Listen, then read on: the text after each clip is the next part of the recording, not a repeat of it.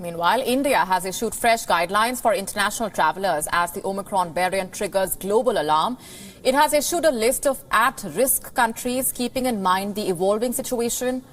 In the category are countries in Europe, including the UK, South Africa, Brazil, Bangladesh, Botswana, China, Mauritius, New Zealand, Zimbabwe, Singapore, Hong Kong and Israel.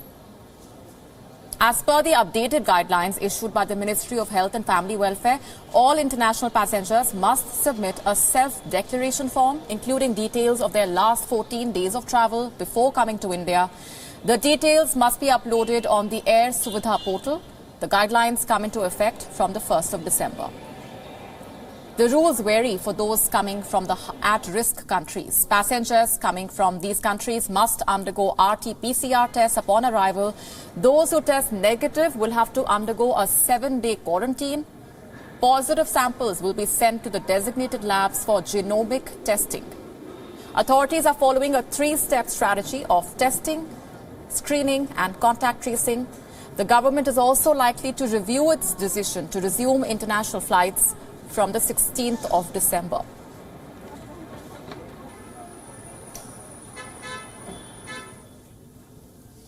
And for more on this, we earlier spoke to Dr. Rajesh Malhotra, who heads operations at the COVID-19 Center at the All India Institute of Medical Sciences in New Delhi. Listen in.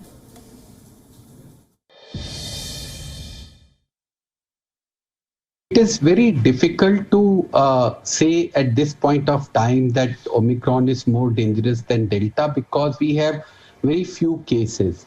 Why we have this concern is that, in Africa, suddenly they had this 320% increase in the number of cases, which led to the suspicion that this is highly transmissible. Furthermore, when the Africans did the genome sequencing, they found that it had mutations of both the South African variant, which was beta, and it had also had the increased transmissibility of Delta. So this combination of these two bad mutations coming together is what is causing this concern.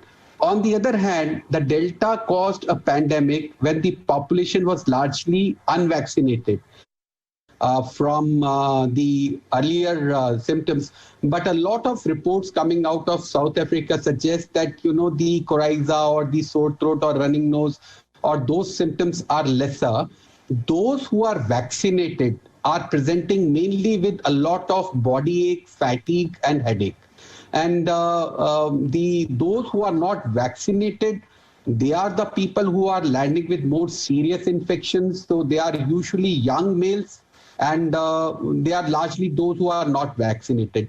But no new symptoms as such have been reported from this variant.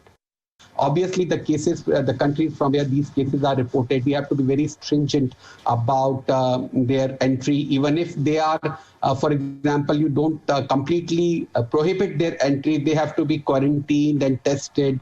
And if they have symptoms, they have to be, the genome sequencing has to be done. That's a multi-pronged question. So you said that the children are not vaccinated, but we have data to suggest that the majority of children have shown antibodies, which means that they have been exposed to the infection.